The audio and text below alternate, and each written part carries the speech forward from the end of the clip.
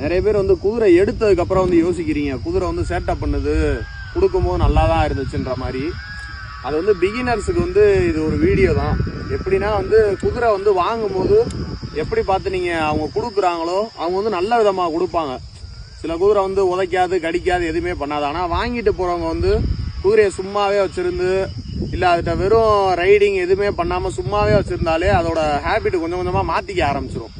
Daily வந்து அதை வந்து வாக்கிங் கூப்பிட்டு போகணும், லைட்டாக லஞ்சிங் விடணும் குதிரையை. அந்த மாதிரி பண்ணால் மட்டும்தான் குதிரை வந்து அதோட மைண்ட் செட்டில் வந்து ஒரே மைண்ட் செட்டாகவே இருக்கும். அவங்க பிடிக்கும் போது கடிக்கிறதோ இல்லை உதைக்க பழகிறதோ அந்த மாதிரி பண்ண ஆரம்பிச்சிடும். அதனால வந்து குதிரையை வந்து பிகினர்ஸ் வாங்குறவங்க வந்து டெய்லி வந்து ஒரு வாக்கிங்கோ இல்லை லஞ்சிங் விடணும். குதிரையை லஞ்சிங் விட்டா அது சாம இருக்கும். அதே மாதிரி ரைடிங் தெரிஞ்சவங்க டெய்லி வந்து குதிரையை நியூவாக எடுக்கிறவங்க வந்து ரைடிங் டெய்லி காலையில் இல்லைன்னா சாயந்தரம் 2 நேரத்தில் ஒரு நேரத்தில் வந்து ரைடிங் போனாலே குதிரை வந்து ஆட்டோமேட்டிக்காக அதே மாதிரி இருக்கும், அது சேட்டை பண்ணாது. சரிங்களா? Thank you friends.